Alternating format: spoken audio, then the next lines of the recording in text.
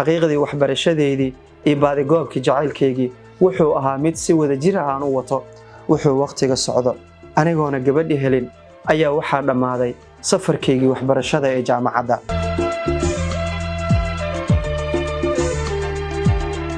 qisadan waxaa ila soo wadaagay wiil ku nool magaalada Muqdisho. Wuxuu dhahay waxaan ku dhashay Muqdisho, waxaa la noolaa aabahay iyo hooyaday iyo walaalahay. Anigoo yar ayaa waxaa dhacay dagaalihii sokeeye ee dalkeena. Kadib reer walba dhan ayay u guurayeen. Anaga qoyskeena waxaan u guurnay magaalada Hargeysa oo xilligaa nabad ahayd. Yaraanteedii inta badneed waxaan ku soo qaatay Hargeysa. Waxbarashadii dugsiga Quraanka, familkeena oo la qabsaday magaalada Hargeysa. Ugu dambeyntii waxaa nala geeyay iskool. Waxaan dhiganaynay iskoolka aniga iyo walaalahay. Anigu shakhsiyan waxaan ahaa wiil aad u xishood badan. Ana asxaab badan lahayn ilaa hala kooban oo wiilal ah kaliya. Ma ahayn qof hadal badan, aadna aan u xishood badnaa runtii. Anigu ma ahayn wiil gabdhaha shukaansada, wiil xiriira suubiya. Waxaan ahaa qof aad u afgaaban, aadna u xishood badan. Wuxuu waqtiga socdo qof walba maalin ayuu ku leeyahay adduunka oo wax uu jeclaanayo qof uu ka helayo runtii. Si walba hadaad u xishooto, si walba aad u aamusan tahay, laakiin waxaa jiro maalin indhahaaga ay qabanayaan qof aad ka heli doonto oo aad jeclaan doonto. Qofka xishoodkaaga ku dhaafin doono mase karti ayaa yeelan doontaa. Helitaanka iyo jacaylka xilliga aad jeclaatay ayaa ka hadal siin doona. Ugu dambeyntii maalin ayaa waxaan arkay anigoo iskoolka ka soo baxay xaafadda u socdo laba gabar oo iskoolka ka soo baxeen. Xilliga iskoolka aan dhigto wuxuu lahaa laba qaybood oo iska soo horjeedo. Qaybna waxaa dhiganaya ragga, qaybna waxaa dhiganaya dumarka. Waxay ka soo baxeen qaybtii kale ee dumarka. Xaqiiqdii labada gabar aad baan u fiiriyay. Indhahayga waxay qabteen gabar aadna aan ugu helay. Anigu waan baxay xaafadeedaan tagay. Xaqiiq waan arki jiray gabdho, laakiin weligay gabadhan sidaan u arkay, sidaan u fiiriyay, dareenkayga siduu isu bedelay, nolosheeda ismuuna bedelin. Waxaan anigu bilaabay inaan jeclaado waqti walbo ee iskoolka aan tago, markaan ka soo baxayo ama markaan galayo inaan gabadha arko.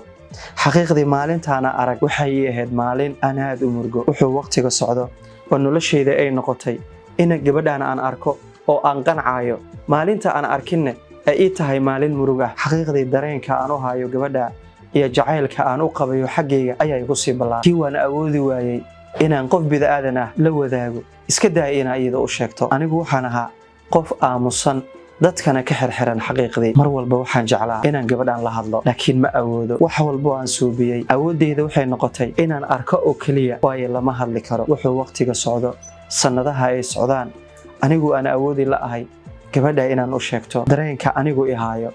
Xaqiiqdii xilliga waxaa jiray gabdho badan oo aniga xiriir jacayl ii soo bandhigtay, laakiin anigu ma awoodin xiriir kale inaan suubiyo, waayo anigu gabadhan ayaan jeclaaday. Inkastoo aan la hadli karin, waxaan noqday qof dareenkiisa, farxadiisa iyo jacaylkiisa indhaha oo kaliya kaga qanca markuu arko. Wuxuu waqtiga socdo oo anigu jacaylka aan u qabo gabadha uu noqdo mid igu weyn oo xilli walbo aan gabadha ka fikiro. Ugu dambeyntii anigu waxaan go'aansaday inaan jacaylkii u sheegto gabadha. Habeenkii waan ku tashtaa inaan u sheego, laakiin subaxii ma awoodo inaan jacaylkii u sheegto gabadhii. Sidaa waxay ahaato noloshii ay socoto oo dareen iyo jacayl anigu keligay ah. Waxaan arkay maalin gabadhii saaxiibteeda iyadoo keligeed socoto. Aad baan u yaabay. Waxaan ku fikiray amay xanuunsan tahay, maanta iskoolka ma imaanin, ayaan nafteeda ku sasabay. Habeenkii oo dhan aniga su'aashaas ayaan isweydiinayay, sida aan rabo ayaa haddana isaga jawaabayay. Subaxii ayaan haddana waxaan imid iskoolkii, waan waayay subaxii hore. Markiina la soo sii daayay ayaa haddana waxaan arkay gabadhii oo kaliya oo socoto. Dareen ay ugu dhashay. Xaqiiqdii murug aad u weyn ayaan dareemay, waayo awal si walbaan u murgo indhahayga markay iida qabtaan.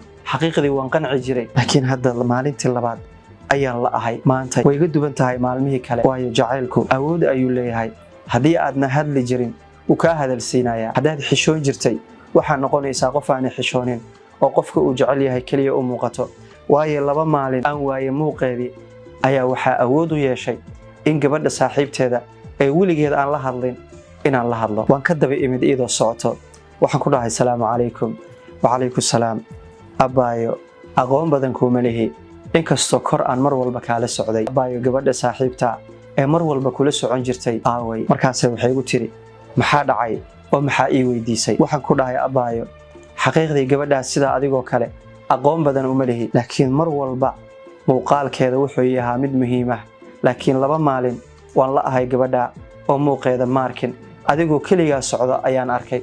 Waxaan go'aansaday inaan ku weydiiyo hadday xanuunsan tahay iyo hadday caafimaad qabto. markaasay waxay igu tiri xaqiiqdii saaxiibtay ahayd gabar aad u wanaagsan ay ahayd, waayo anigu saaxiib kale ma yeelanin. anigu nafteyda mar walba aan iskoolka imaanayo iyo mar walba iskoolka aan ka tagayo xaqiiqdii waan xasuustaa waana tabaa, waayo saaxiibtay iyo reerkeeda waxay u guureen Muqdisho oo halkaa ayay aadeen.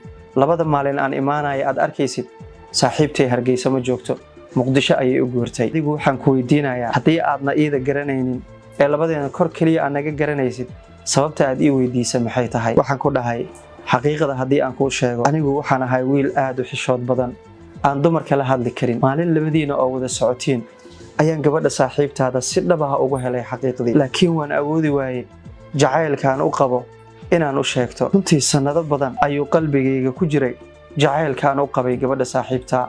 kor ayaan ka ilaalsanayay, waqti walba waa idinla socday, mar walbana farxaddeeda waxay ahayd inaan muuqeeda arko. xaqiiqdii xilliga la fasaxo iskoolka waxay igu ahayd dhibaato aad u weyn, waayo iidaana arkaynin wejigeeda. xaqiiqdii markii fasaxa laga soo laabto anigu waxay ii ahayd iid. hadday dadka markii la fasaxo ee damaashaadaan, laakiin ani markii iskoolka loo soo noqdo ayuu damaashaadka qalbiga ii bilaaban jiray. waxay igu tiri xaqiiqdii waa sax, jacaylka uu dhib badan yahay, qofaana aqoon ku lahayn ayaa ku jeclaanayo. hadda adigu iyo gabadha saaxiibtay isma taqaaniin, weligiina islama hadlin. adiguna waxaad ii sheegaysaa in sanado badan aad kor ka ilaalsanaysay jacaylka u qabteen aad u sheegi weysay. xaqiiqdii waxaan kuu sheegayaa saaxiibtay waxay ahayd qof wanaagsan, waayo anigaba gabar kale ma aanan suubsanin, mana suubsan doono, weligay saaxiib idaa ii ahaan doonto. waxaan ku dhahay walaal aadaa u mahadsan tahay, mid ma ku weydiistaa? waxay igu tiri i weydiiso.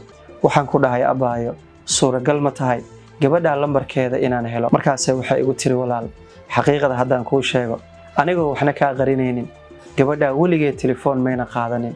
aniga hadda kula joogo telefoon ma lihi, waayo labadeena waxbarashada oo keliya ayaan qiimeyn jirnay, dadka telefoonka qiimeeyo ma ahayn labadeena. xaqiiqdii anigu markaan u baahdo xaafadan lagu ugu raadin jiray, iidana way isoo raadin jirtay. waayahan ku dhahay abaayo haddii aan calaf isku leynahay kolley waan is heli doonaa. anigu xilligaa wixii ka dambeeyey xaqiiqdii murug saa'ida igu saa'iday, waayo araggeedii farxad ayuu ii ahaa, laakiin hadda ma arkaayey, meel aan ka maqlaayana ma leh. oo gabadhii saaxiibteed waxay tiri aniga xataa telefoonka ma hayo. xaqiiq aniga arrintaasi ma aaminin, anigu waxaan u arkay inay iga qarinayso telefoonka saaxiibteeda. waxaan noqday qof isla hadla, goormaa arki doontaa, idinkoo nool mise arki doontaan. jacaylka runtii aan u qaaday gabadha ma ahayn mid qiyaas leh, waqti walba waan ka fikiri jiray. gabar walba Soomaaliyeed oo jacayl ii soo bandhigato, xiriir ila imaato, xaqiiqdii waan u diidi jiray. waxaan xasuustaa gabar igu tiri adigu soo wiil ma tiid, soo nin rag ma tiid, waan ku ogahay gabdho badan inay xiriir kuu soo bandhigteen laakiin aad soo burisid. waxaan ku weydiinayaa adigoo gabar la socotid kuma aragno, qofkaana aamus, xaafadda waan isla degannahay, weligay kuma arkin adigoo gabar la taagan iyadoo la dhahayo hiblaayo wiilkaasay la socotaa ama hebel gabadhaasuu la socdaa. walaalow adigu soo wiil ma tiid, maxaa kugu dhacay? oo hal gabar xataa inta gabar aa magaalada joogto hal gabar adoo la socotid laguma arkee, wax kaa qaldan miyaa jiro? halkani waa hooyga qisooyinka Hiigsi lambar 1. mar walba waxaan kuu soo gudbiyaa qisooyin xaqiiqa, kuwa muruga oo qalbigaaga taabanaya, kuwa aad ku farxi doonto iyo kuwa aan ugu talagalnay bulshada inay ku cimri qaataan. mar walba waxaan diyaar kula ahay inaan bulshada u soo gudbiyo qisada adigu kugu dhacday xanuunka badan ama farxadda badan ee qalbigaaga ka guuxayo. haddii aad ku cusub tahay channelka fadlan subscribe noo dheh, una share gareeya asxaabtaada. ha iloobin page-kana inaad follow noo dhahdo. mar walba waxaan ku leeyahay ha guulaysto jacaylka, waa anigoo ah Subar Carab.